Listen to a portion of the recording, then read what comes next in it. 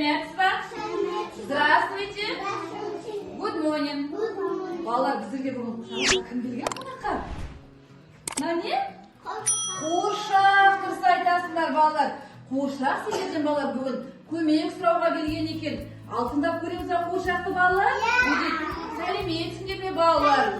Ал қуыршақ амансыздаршы, бәріміз айтайықшы, сәлеметсіз бе деп айтайық. Қуыршақ, балалар, менің мойным жауырап жүр. Маған мойын орақ жасап бересіңдер ма дейді. Жасап береміз ба? Жасап береміз ба балалар?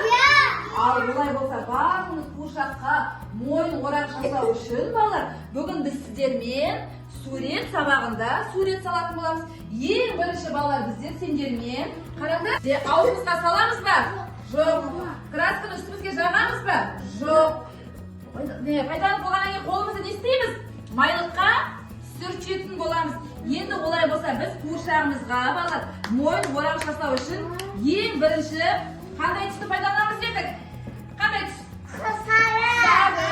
Қыл қаламдарымызды алып, алдымыздағы краскамызбен сары түсті тауып алып, бірге барлығымыз әдемі қылып шығармай бояймыз. Кәне, бастаймыз жұмысымызды.